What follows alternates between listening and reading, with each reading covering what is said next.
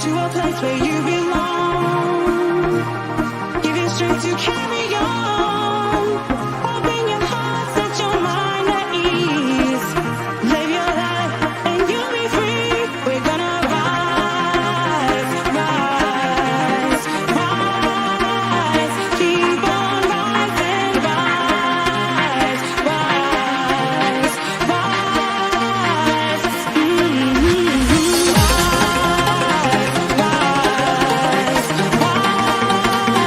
Keep on rising,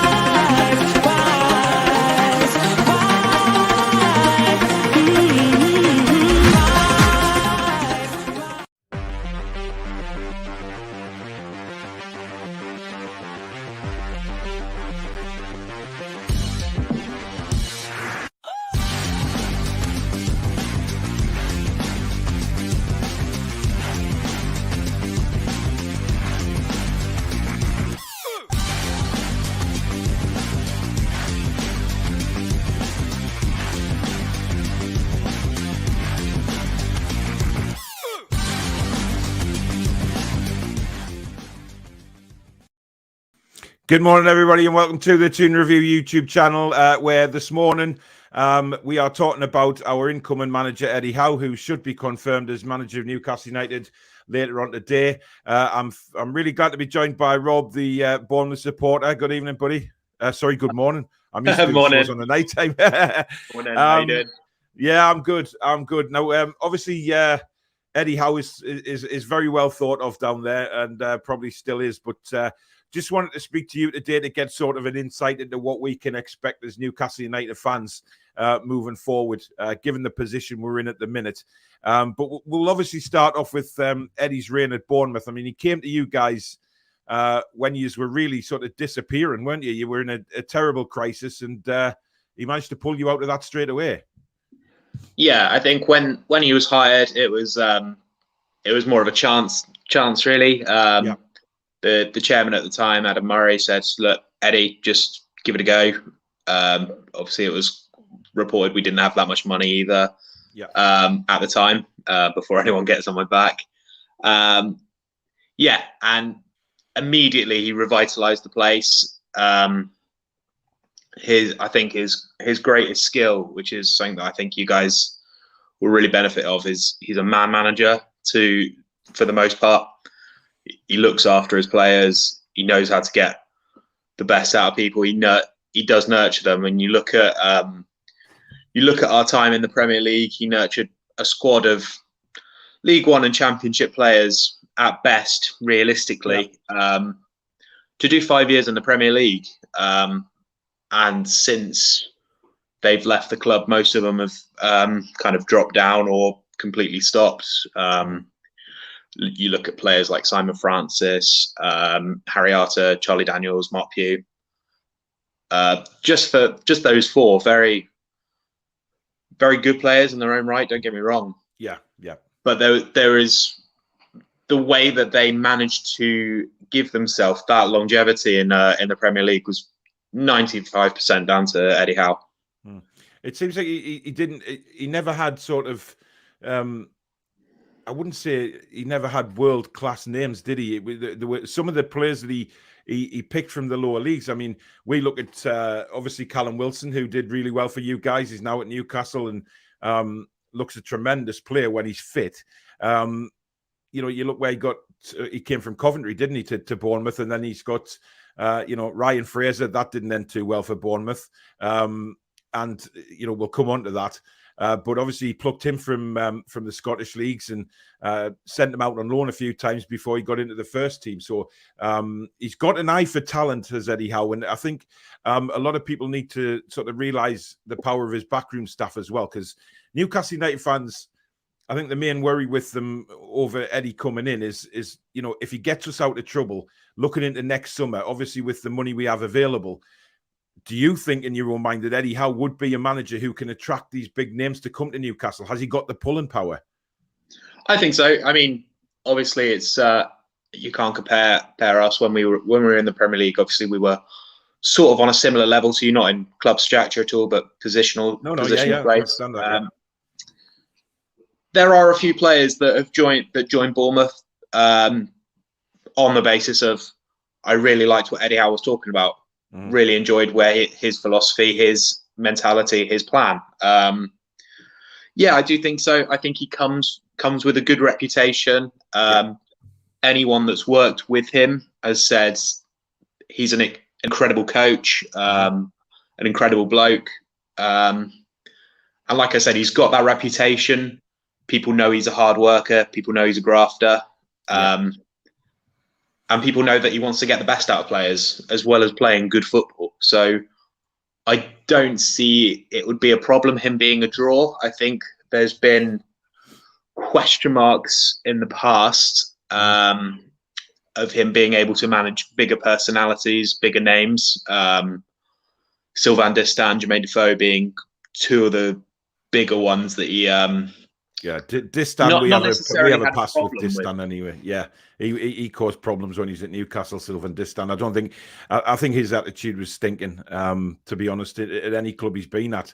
I understand about the sort of the big names, but he seems to have, I don't know, this what I've watched on YouTube. He's released some videos of when he, the tactical side of it with Bournemouth and how he worked out how to play different teams. And we've seen some training sessions, obviously, of when he was at Bournemouth. And he seems to be his own man, that he doesn't take anything from anybody else, because we're worried, obviously, the Graham Jones situation. Is Jones going to have an input on Eddie Howe's, when Eddie's asking him about different players? But from what I've seen, Eddie Howe is very much his own man when it comes to tactics and formations and things like that, because we play very defensively, obviously. I don't know whether you've seen much in Newcastle. God help you if you have. But, we've been poor playing five at the back defensive. Eddie Howe doesn't really play like that, does he?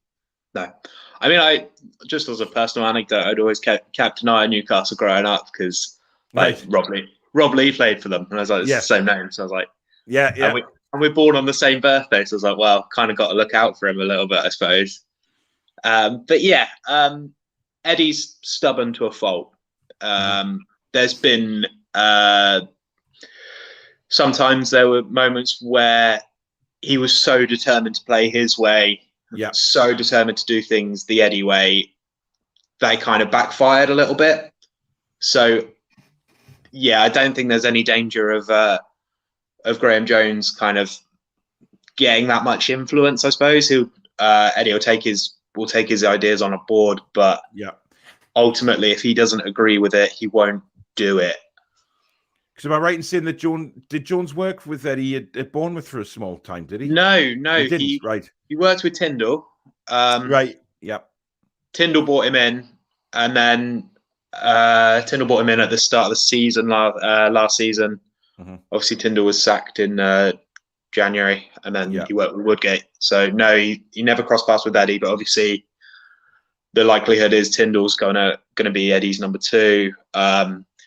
Purchase Weatherstone. So he would have worked with those boys. He would have worked with those boys as well. I mean, like I said to you before we came on air, personally, I'm really excited about what Eddie Howe's going to bring to Newcastle United.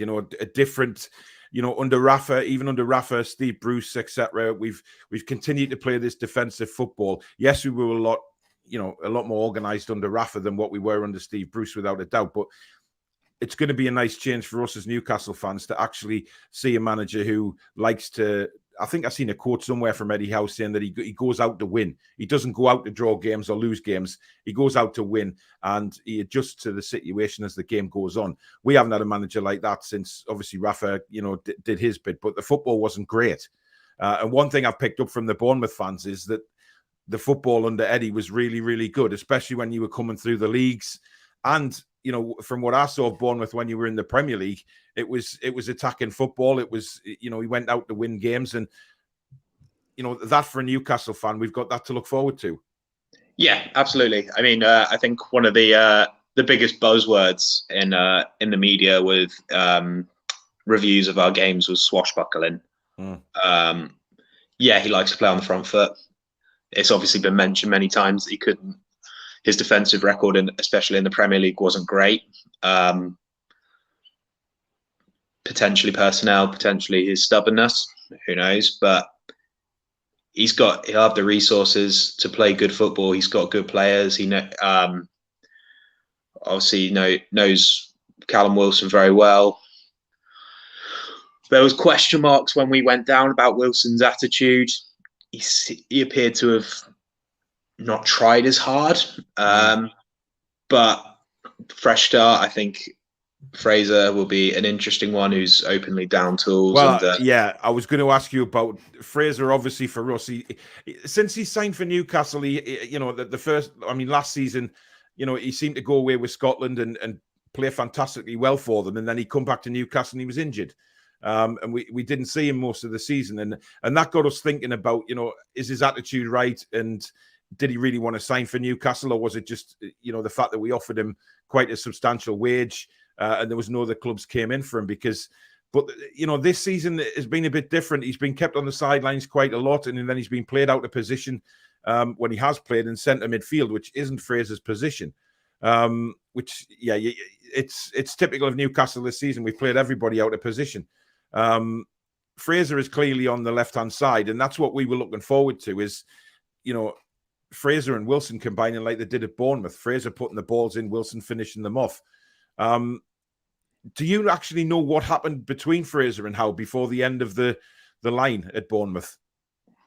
Well, it's all on hearsay.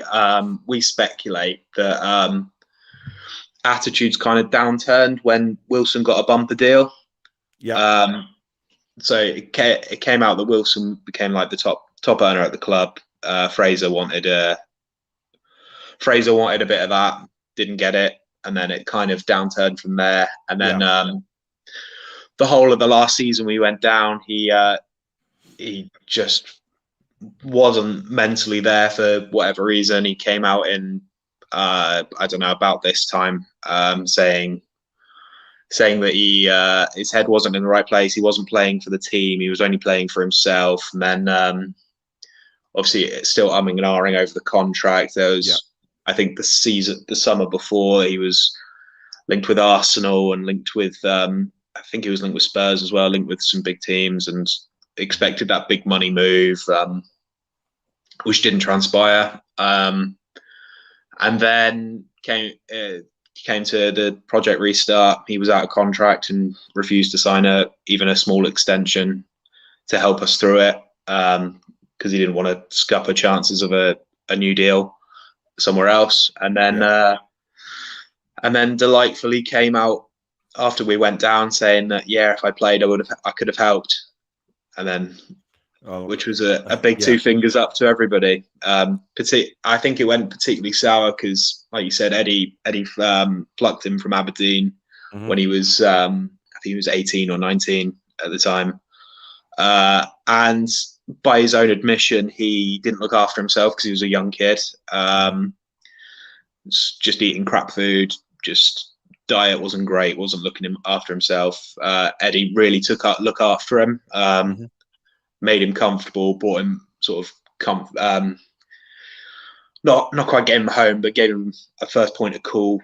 Obviously, Aberdeen's a long way to Bournemouth for his family and everything like that. So Eddie really looked after him, and then it just kind of, like I said, just seemed like he stuck two fingers at the end. Thought he was better than what he is after a 6-month sort of purple patch. Yeah, is it something that you think can be repaired at Newcastle, with it not being at Bournemouth? Obviously, it's a new start for Eddie Howe. Obviously, he's coming in. He knows Matt Ritchie. He knows Callum Wilson, and he also knows obviously what Fraser's capable of. Is it a relationship that is fixable? I couldn't even begin to tell you, Mitt. There's been rumours that they've reconciled after Fraser was released, apparently so, or they caught up and had a coffee or something. But yeah, I don't know. Like I said earlier, Eddie is quite stubborn. That scenario would have probably stung Eddie quite hard. Maybe not. I think Bournemouth fans in general would be quite happy to see Fraser just waste away. To be perfectly it's understandable honest. As well. I mean, technically, if we're being openly honest, you guys shouldn't have been relegated anyway. Had it not been for the goal line technology failing at Villa, you guys would have stayed up. and that relegation wouldn't have been on Eddie Howe's CV, which is what I'm coming on to, is Newcastle United fans, or a lot of people have said, well, not just Newcastle fans, pundits who I really can't stand most of them at the moment for what they've said about Newcastle, but they've all said, oh, well, Eddie Howe got relegated with Bournemouth. But, you know, it's ridiculous, isn't it? Because, you know, you look at Jurgen Klopp, he got relegated with Mainz in Germany and then got the Dortmund job and went and look where he is now.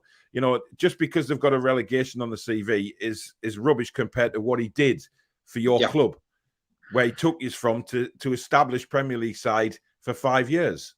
Yeah. I fully agree with that. I think, and you touch on the VAR, that wasn't the only thing. We had every key player out at some point injured for that season. And it was everyone. Wilson was injured for a bit. We had players like Lewis Cook, Steve Cook, Charlie Daniels, Simon Francis. You had all of our key players had time out.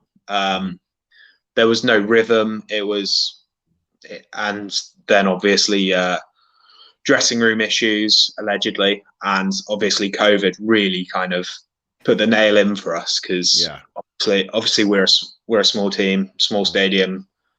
It's very, very noticeably small, even when it's obviously empty. It's almost eerie. So the players just kind of didn't cope with Project Restart. So there were many factors. I think it's almost a bit naive in a way to say the Villa VAR thing was the one that sent us down. I think that was. It was just a whole host of everything, but I mean, it was just we aren't particularly fond of Aston Villa as Newcastle fans. So I mean, we can't stand them, to be honest. But that was what we turned to and think, Villa would have gone down had it not been for that. But obviously we realised that there was a lot of injuries at Bournemouth. I mean, we beat you 3-0 during Project Restart down at 4, your place. We were awful. We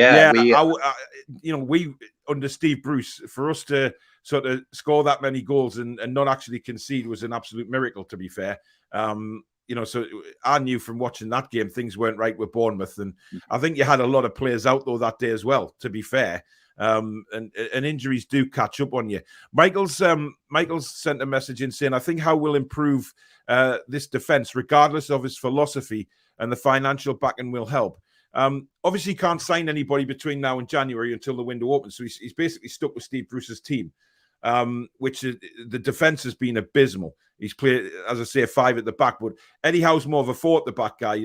Am I right in saying that? And do you think he could improve the defence? Because at the minute, we've got Shah and Fernandez, our best defenders, sitting on the backside or not even in the squad. So is he the type of manager you think that could improve us defensively as well? Yeah, well, like I said earlier, he knows how to coach players. Obviously, he's a former defender himself, but so was Bruce. So was Bruce, so that doesn't really count, does it? Well, I wouldn't class Bruce as a manager anyway, but that's fair. Of course. I think, and obviously, it's a new manager coming in. Everyone starts on page 0, apart from maybe Fraser.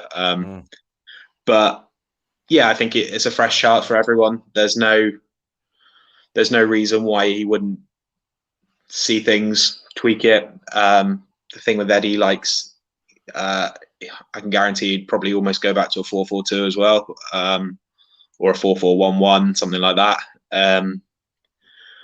Wow, I mean, we haven't seen those formations since God, I can't remember, a long time. Liam's commented saying, literally just been to the training ground, just there, and only Hayden and Dummett turned up. Why the F aren't we in the training ground training right now? 19th man. Get Eddie confirmed and get him doing his job. Look, Eddie Howe is apparently on his way to Newcastle now to sign the deal and get everything over the line. It's pretty much all sorted now. It was just his backroom staff, contractual stuff that was causing the delay.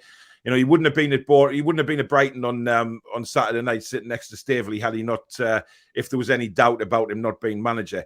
What I did like to see from him, Rob, is, when the camera cut to him a few times, he was sitting next to, forgetting the guy's name. It's one of his backroom staff anyway on Saturday night. Who was with him. Tyndall, yeah.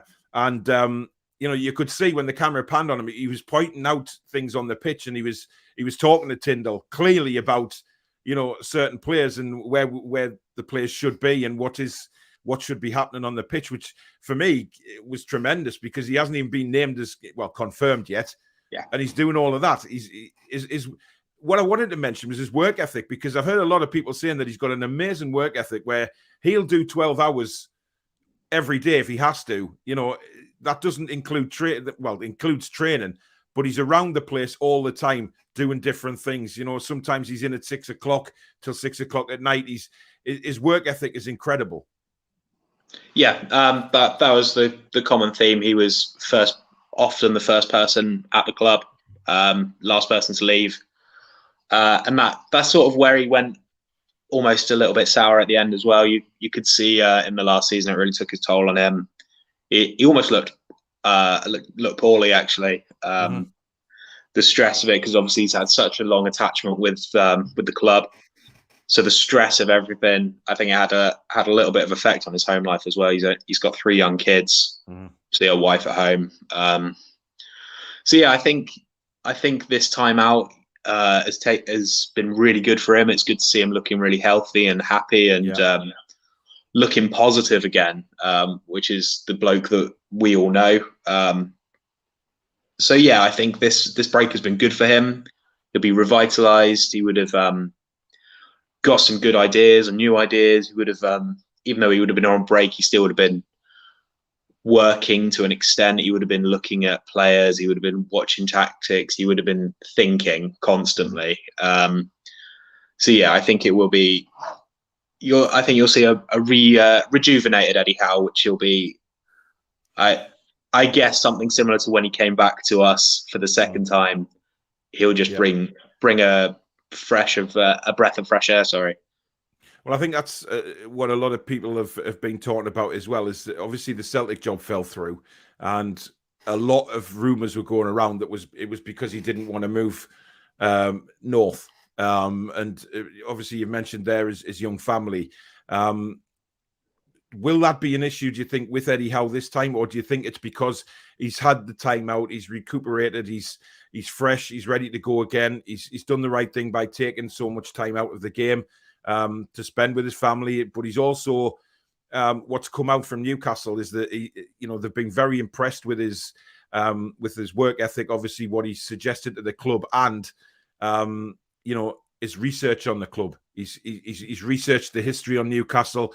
He knows the club inside out, basically from scratch, which is incredible, really, for a manager doing that much homework. And it kind of proves to me, it's not about moving north or anything like that. The situation has to be right for his family as well. He's obviously taken that into consideration, which his family have agreed to, and now it's all systems go for him, where he can just get his head down and put that work ethic to good use. So do you think all this moving north thing is just pie in the sky? Yeah, I don't think he would have wanted to go for the job had it not been right. Similar to Celtic. If he didn't want it, he wouldn't have gone for it. And obviously there's a lot of chatter about his time at Burnley, saying he couldn't hack it because he was up north and things, but the crux of that was he came back because he needed to be back home because his mum died. Right. So it wasn't to do with that he couldn't cope with being up north or anything like that. His mum died. He needed to be closer to his roots for a bit. Right. Well, I don't think many people knew that, to be honest. So that's why it's kind of like it's a misconception as well. And I always think it's sort of a bit of a joke as well when people look at his Burnley thing and they say he failed. He had 18 months there. He assembled the whole squad that Dyche brought up. The key players. Yeah, that's a good point as well. Yeah, you're looking at Ings, Trippier, me, a couple of other players that he brought in. That was all Eddie's signings. So Eddie was essentially the one that got Burnley up. Mm-hmm. He did all the hard work. Dyche just kind of took him over the line. So, and look at what some of them players have gone on to do as well. Ings hasn't had a bad career at all, has he? And you look at a few others who've who've gone on, and some are still at Burnley, doing really well. Cesare, good morning. Cesare's over in South Africa. Stubborn isn't always a bad trait to have. At least Howe will articulate his plans with confidence in his interviews instead of we'll crack on and dust ourselves off. And I feel we have a very bitter Birmingham City fan here who doesn't like Villa. Robbie says Villa are just cheats. They think they're all this, but really they're just irrelevant. Everyone hates them, and rightly so. I'd expect that coming from a Birmingham City fan. Lee, this is a question for you, actually, Rob. Lee says, is Eddie Howe able to manage players who have a bit of an ego? Now, I know we touched on this before, but, we talked about egos, because eventually Newcastle are going to sort of go in for the bigger name players. We could be talking ages down the road here, but hypothetically speaking, if Eddie does a really good job at Newcastle and he's still there and the big egos start to come in, how do you think he'll get on with them now? Has he learned any lessons from these situations at Bournemouth? I guess he would have. Obviously, I touched on that earlier, that he couldn't manage players but they weren't necessarily egos. They were players with massive reputations. It's not necessarily the same. Mm-hmm. My understanding is that he's a little bit of an authoritarian as well. Right. He won't do things out in public. He won't, so like Ferguson style, he won't blast people out, or Mourinho, he won't call people out in the media saying they've been crap or whatever else. He will take them aside and he will let them know that they have disappointed him and let him down. Right. There's no fireworks about it in public. It's all done very in-house. As it should be, yeah. As it should be, and he will do it as he needs to do it.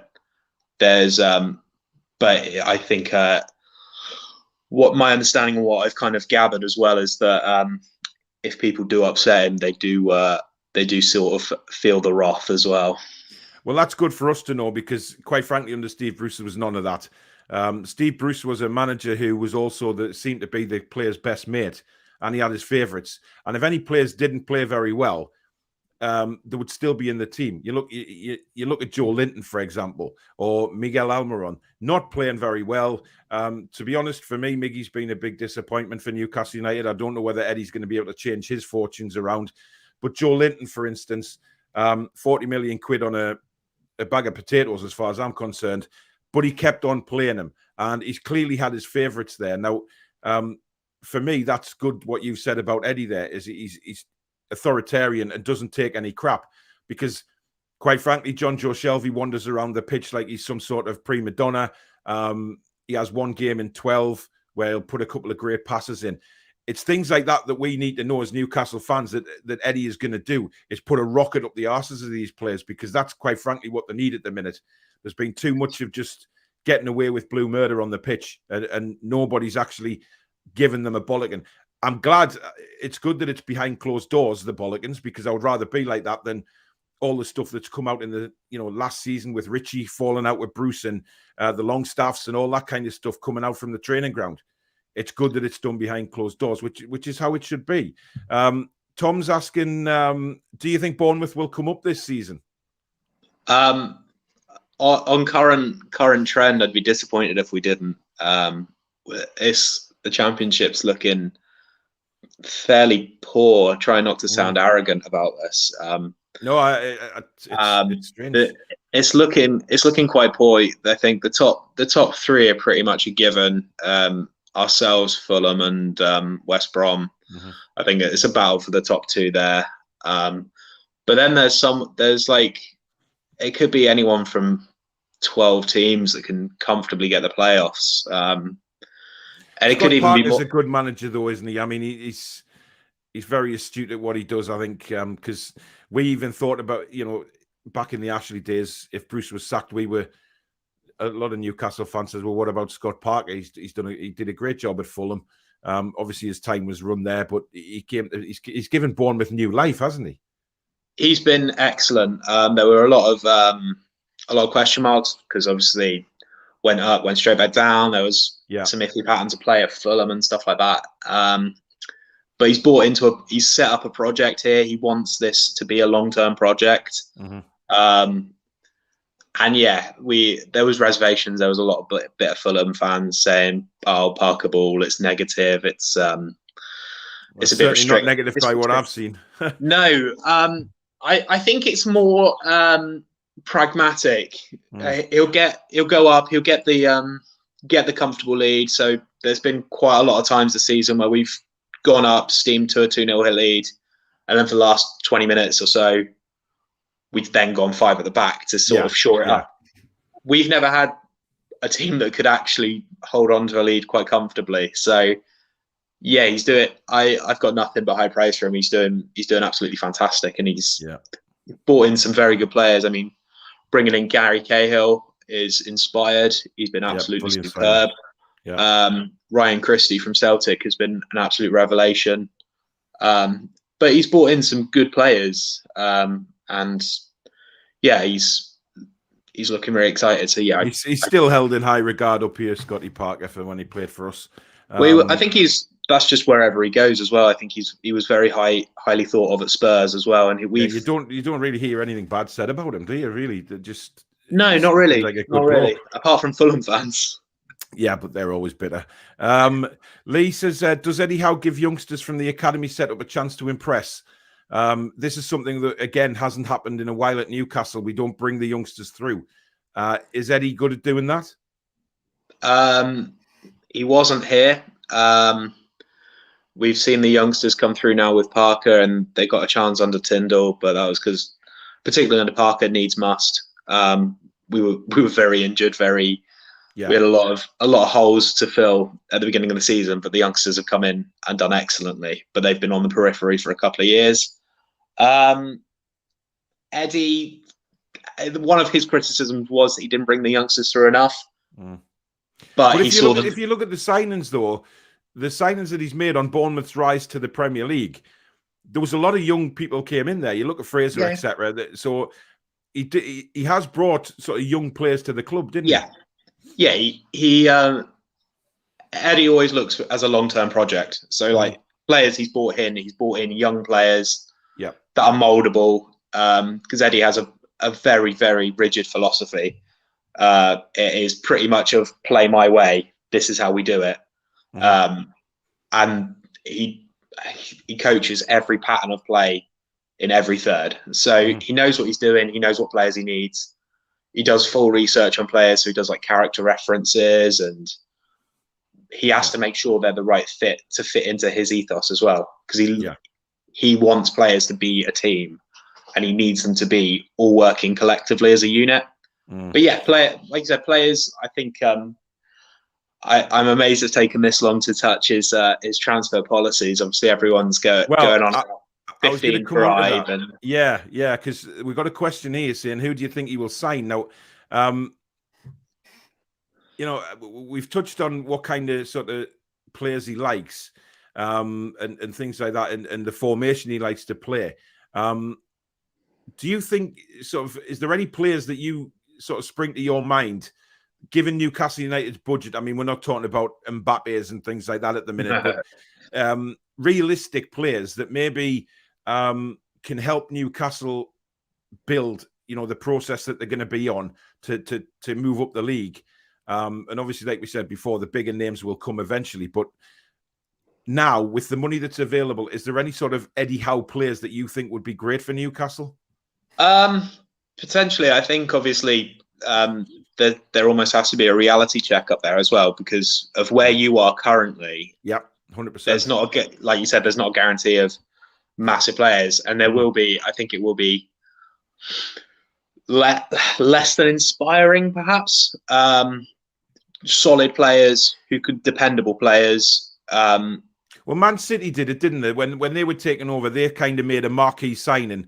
I think it was Robinho was the first one, but they also brought in those players that you wouldn't kind of expect given the money that they had, but they were building a team slowly, and that's what we want. We don't want to win the Premier League straight away. It's unrealistic to think that. There is a process in place that it takes time to build a squad, really, that's capable of doing that. Yeah, I think going back to it, though, I think that if he's going to look back here, of players that he's brought in, I I think the two most likely that you'd probably go for from Bournemouth would be either Jefferson Lerma or Lloyd Kelly. I reckon who's the captain there at the minute, because he's been Kelly. There was a central defender, I think, that was also. Is it Cook? Yeah, he's been linked already. I think that's a bit of familiarity and a bit of kind of. I can't see it, to be honest. Cook's 31, 30. He's in his. I think he's out of contract in the summer. He was a stalwart for Eddie. Obviously, he could bring him in on the basis of Cook knows what's expected. He is a leader in the dressing room. He knows what's expected and how to play the Eddie way, if you like. But realistically, he's fifth choice centre back here. I can't see it. I mean, listen, it's bound to be. There's bound to be this kind of media frenzy about Eddie Howe going back to Bournemouth and bringing players in that he's. I mean, he could bring Cook into sort of a player coach role or something like that. If he's got that kind of relationship with him. I think obviously our defence is very weak, and Connor Cody from Wolves has been mentioned. For me, would be a fantastic signing. I could see that being excellent as well, and his mentality and ethos and everything about Cody is exactly a player that Howe would really thrive with. He's a leader. So He's a leader. I could see that being very, very a very reasonable deal. Yeah, for sure. Josh says attack is the best form of defence under Howe, and it just so happens we have good attacking players that need the right instructions and drilled. Howe's the master at that, fortunately. How do you think he'll work with the likes of? Obviously, we've seen him work with Wilson and Fraser, and Richie. That's fine. I mean, I remember Bournemouth coming up to St James's. I think it was Steve McLaren's final day in charge. So it was a bit of a. Was that the 3-1? Was that the 3-1? Was it? Yeah. And Richie went up to that. That was a hell of a game. Yeah, Richie ripped us a new one that game. Absolutely destroyed us. And then I think he signed for us the next season because we got relegated and he signed. Yeah. So I was glad to see him come in. I think his legs are going a bit now, if I'm honest. And we're playing him in a wing-back position, which just doesn't suit him at all. He's not a defender. But how do you think Eddie Howe will manage players like St Maximin? I mean, I don't know whether you've seen much of ASM and the way he sort of plays the game. He takes about 7 or 8 players on, but the final ball is quite not there yet. Sometimes, 1 out of 10 it is. He'll stick the ball in the net or he'll play a brilliant pass through. But these sort of flair players, like we were discussing before, like Miggy Almiron and players like that, they're the kind of players to me that would appeal to Eddie Howe because of his attacking mindset. So do you think he'd be able to sort of get the best out of them? Yeah, I do. But as like I said earlier, he's very meticulous in his coaching, and everything is every drill is kind of planned. There's almost not much wriggle room for flair players being unpredictable. Mm-hmm. So if they break out of the shackles, then yeah, absolutely, he'd that is an attacking prospect that would thrive under a Eddie Howe team for sure. Right, that's good to know. Because Miggy needs some kind of transformation. He really does. He plays better for Paraguay than he does for Newcastle United. He's the main man in Paraguay. Takes the penalties, the free kicks. He runs at defenders. But you look at the game at Brighton as late as that. He's running around with the ball like a headless chicken. It's like he doesn't know what to do, which is not like he plays for Paraguay. And that's the kind of thing we'd be looking at for Eddie Howe to do and his coaching staff is to get a hold of Miggy and say, right, we're going to give you some confidence back, son. We're going to get you playing again in the right position where you play for Paraguay, wherever you played all your career, and get you playing and scoring goals. David asks, what sort of player would you class as being an Eddie Howe signing?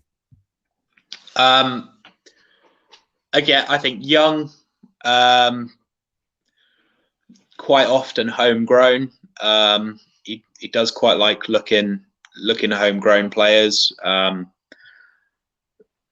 So yeah, young with lots of potential who can cover a couple of positions. So players that he's brought in as well that have fitted that mold. Obviously, Lloyd Kelly I touched on earlier, brought in as a left back with the aim to move him into a centre back he is now our first choice centre back and captain.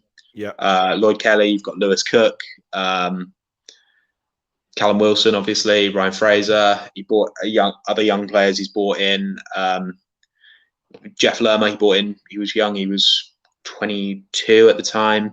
Wow. He's been a mainstay in our team for 3.5 years. Yeah. So yeah, he looks for potential. It seems to me like what Eddie Howe is really good at, Rob, is bringing not so much these not massively known players. He does his work on these players and he blends them into a team. I mean, Bournemouth when they were in the Premier League, were fantastic to watch. They were really good to watch. You got relegated, but we've been relegated twice in the last God knows how long. So it happens. But the football you played, and it wasn't a team full of star names. It was just these players that he's brought in and played tremendous football, blended them into a team. Yeah, absolutely. And that's his ethos. He wants a togetherness. Obviously, the club motto here was "Together, anything is possible." That was something that Eddie drilled into the players. That no one was bigger than the club. No one was bigger than the other 10 players on the pitch. So yeah, he wants players to play together for each other as a team. Yeah, and we have to remember he's not that old. He's 43 now. Something like that. Yeah, he was really young when he started at Bournemouth, wasn't he? So to have that kind of attitude and that skill to blend all those players into a team that came up the leagues, and let's face it was a monumental rise up the leagues. It wasn't just sort of. He did it season after season, and for a manager so young to get the respect of the players as well, which he clearly had by the way they played for him, was unreal. Basildon Bond says, "I thought he and Tyndale had a fallout." Allegedly, but also allegedly, it came from him and the board. So there's a lot of smoke and mirrors. It could be. I think there's a lot of question marks. But obviously, Tyndall's going as his number 2 anyway. So, well, exactly. They can't have a fallout when they're sitting right next to each other on Saturday night. So if it has, it's clearly been resolved. So, I mean, look, the coaching staff are going to have disagreements, aren't they? They're not going to, the philosophies are going to be very different in some minds, which is why I'm a little worried about Graham Jones. I mean, a lot of Newcastle fans are now saying that maybe Jones should go because he doesn't fit into Eddie's plans, and that may well be a problem moving forward. But I guess only time's going to tell on that. Brent and Linda Duff, good morning from across the pond.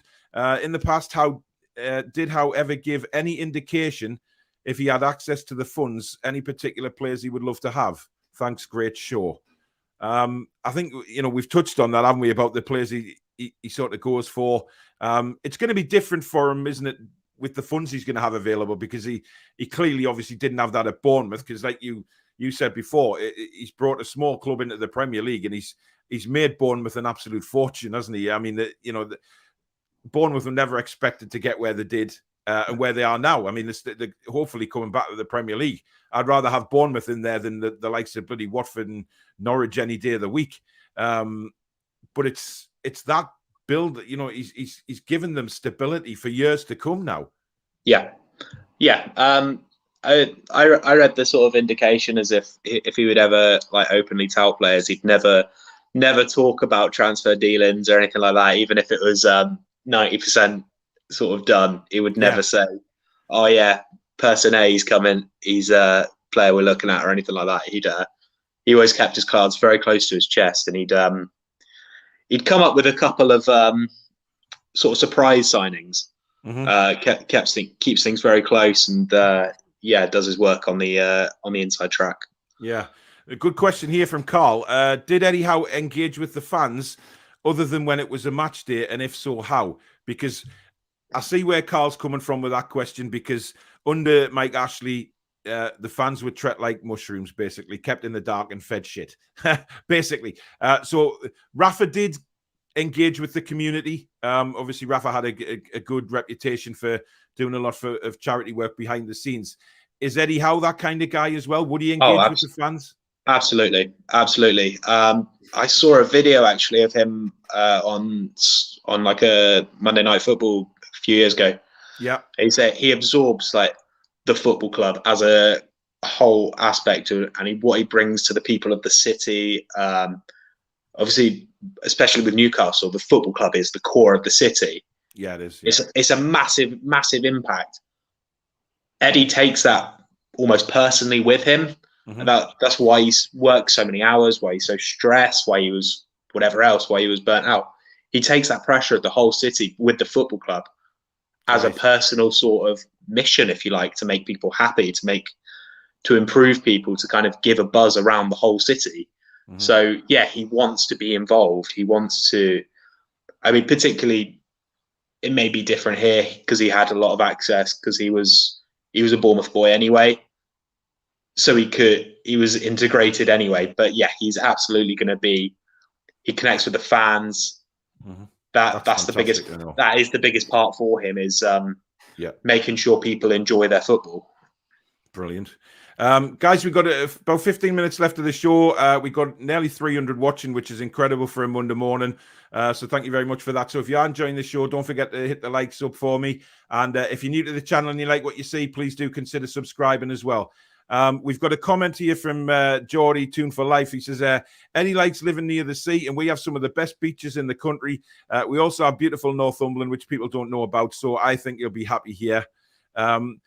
Stanislas, how is he doing down there? Is he still going?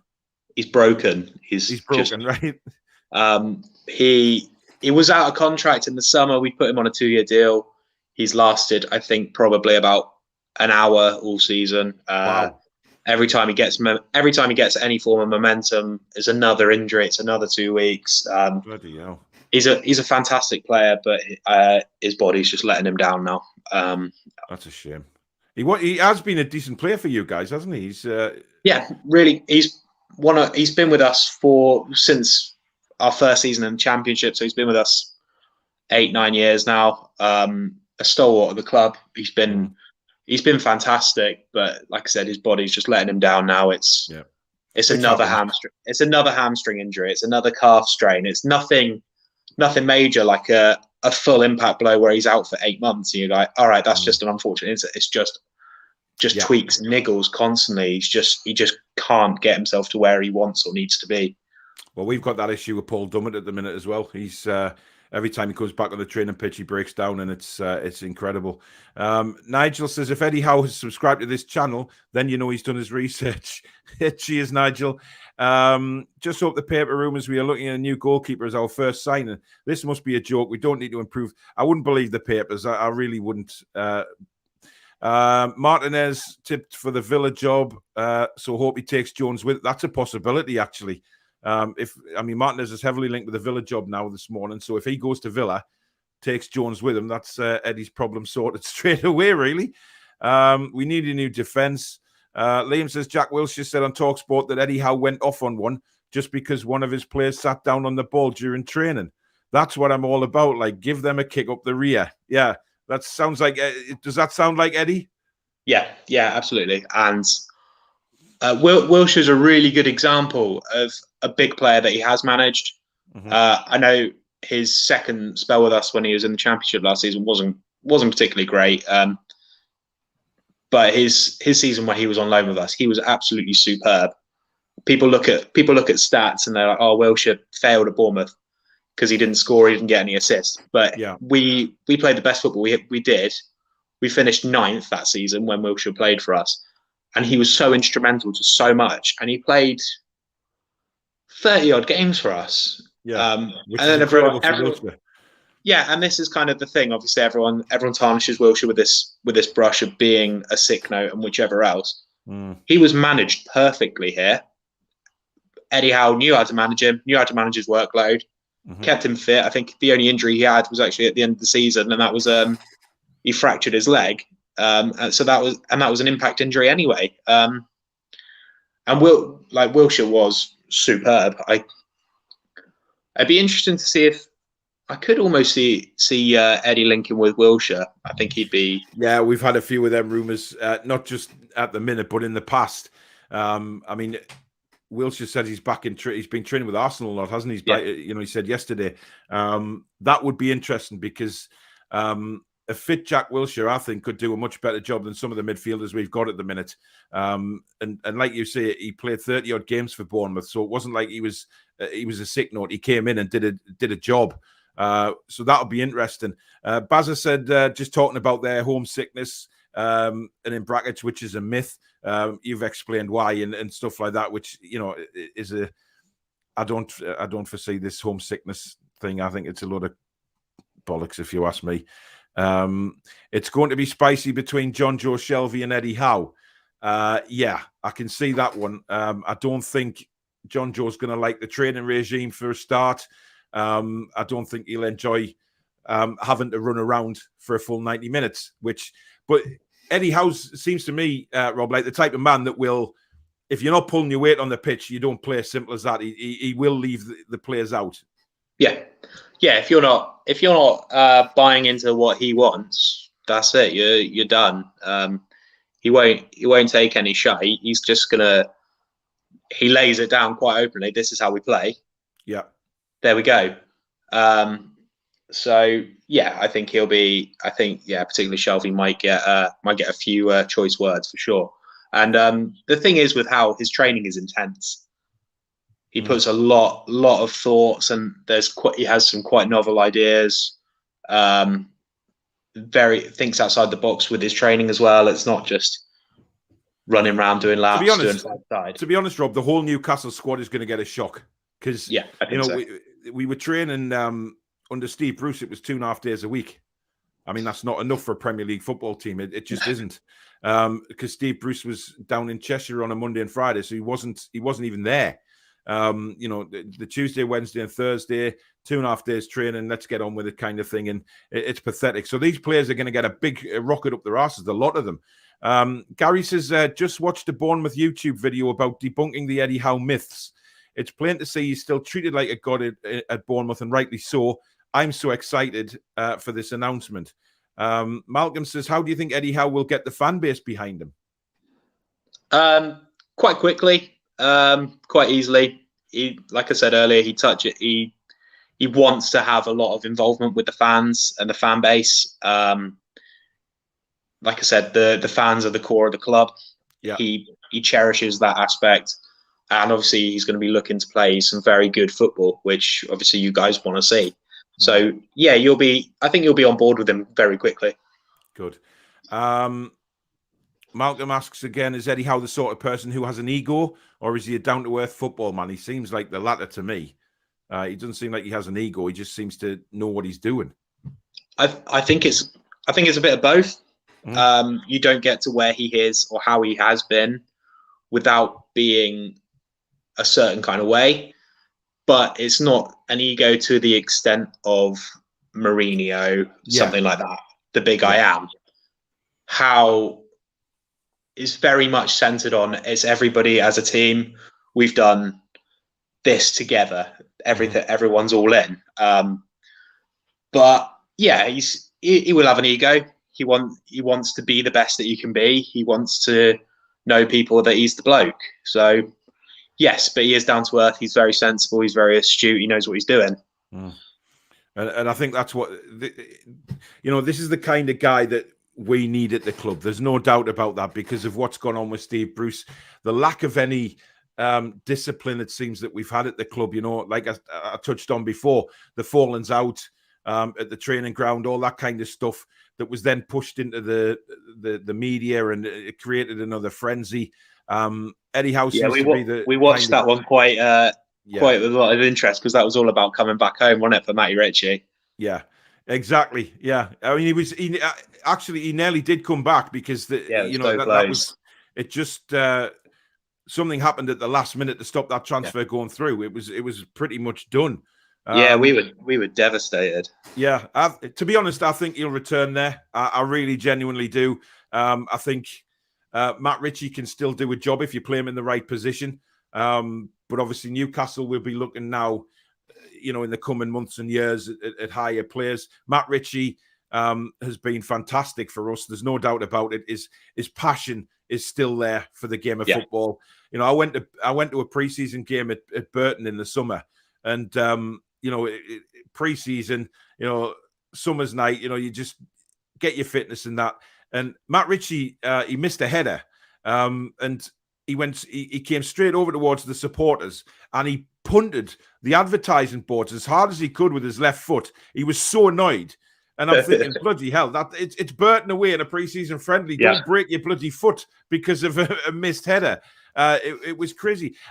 Tony makes a point here saying that he spent £60 million on Jordan Ibe. Tony's got his facts wrong. Right. Put him right, please.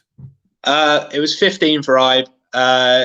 Ibe's always the one that Eddie Howe failed in the transfer window. Everyone has it. Hang on. He might be saying we go for Jordan Ibe for 60 million in January. That might be what he's saying. He's unattached, so it'll be a free. Right. Well, there you go. He left Derby. I think the thing with Jordan, technically a fantastic player.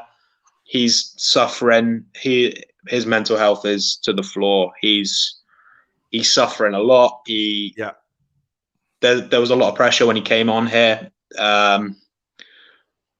It was a failure. There was nothing. It wasn't to say it was anything that Eddie Howe did wrong. It was, unfortunately, Jordan's head let him down a little bit. Right. Right. And he's just a player that's just struggled. And I think the less said about his transfer, the better, because I think everyone just generally wants him to just make sure he's okay. Really. Yeah. Right. We'll swiftly move on. People are mentioning Dominic Solanke. Don't touch him. He's doing well now, isn't he? Superb. Again, is it fair to say that he took a lot of flack when he first went there? No. No, he didn't take a flack. He was playing out of position, and he was essentially third choice behind Callum Wilson and Josh King. Yes. He couldn't get a run of games. He couldn't play that number 9 role that he wanted to play. He was often being played as a 10. Which is fine for him. He's got the link-up play. He's got the build-up play. He can bring people in. He can, however he wants to play. He's very versatile. Yeah. So I don't think he was getting the flack. He wasn't getting the chances. Right. So obviously he went on a long run without scoring for us when he first joined on a big transfer fee. But that's all. Yeah, it's 20-odd appearances or whatever. He hasn't got a goal. Yeah. I'm probably looking at it from the media side of view. 10 minute cameos as well when you're either chasing the game or the game's already won. So I think that was an unfair fact, and it's kind of not where it's altered the stats of his performances for the club. He went, like I said, he went on a long run, but it was the odd 10, 15-minute cameo at the end of the game, which. But he's proving the media wrong now, which is the big difference. Yeah, he's absolutely flying. I think he's 15 or 16 goals in all competitions by the beginning of November. Is superb. So am I right? He's only second to Mitrovic, I think, isn't he, in goal scoring? Yeah. This season? Mitrovic is a cheat code in the Championship. Yeah, we'll not talk about Mitrovic because some Newcastle fans dearly want him back, but I think he found his level in the Championship. To be fair, I think he is like a Gale. He's just unbelievable in the Championship, but just struggles in the Premiership. So I think he has matured a lot. Don't get me wrong; he was very young when he was with us, and he was a bit crazy, if you ask me. Going in for tackles and things like that. But he seems to have matured, which is good for him. He may prove us wrong. He may come up with Fulham and bang the goals in the Premier League next year. I think he's just found a home as well, hasn't he? Yeah, some players just fit, don't they? He clearly does. Chris says Newcastle are in for Phil Jones. No, let's not even talk about Phil Jones. I'm sick of those rumours going around. I think Lingard will be our statement signing for 40 million. Lingard has been leaked, and of course we have had Lingard's representatives at Newcastle United for quite a couple of, well, not a long time, but a couple of games now. Lee says, is Eddie Howe the sort of manager who likes to get in and amongst the community? Yep, we've spoke about that. He definitely is, which is good. I wonder if they can pull off the Eden Hazard loan deal in January. Look, God knows. Money talks these days. Cesare says, I've read quite a bit of Eddie's involvement on Bournemouth's youth recruitment policy. What are your thoughts on his influence, if any, on our academy at the level Newcastle want to be? Yeah, so we touched on that he didn't play the youngsters much, but he brought in a lot of players for the academy, for the under-21s, the youth players that are now playing for us. So you look at Mark Travers, Gav Kilkenny, Jordan Zamora, Jaden Anthony, just to name 4. They were all Eddie Howe signings, released or given trials or scouted. That was all of them were Eddie Howe's. And another one you look at, I think the biggest one he's bought in for our youth signing was Aaron Ramsdale. He bought him in. He was in the under-21s for a couple of seasons. Yeah. Went out on loan for 2 or 3 seasons. Came in, had 1 season with us in the first team. Was our player of the season. Went back to the Premier League, and obviously now he's doing wonders for Arsenal, and he should be England #1 very soon. So, yeah, Eddie knows a good player when he sees it. Brilliant.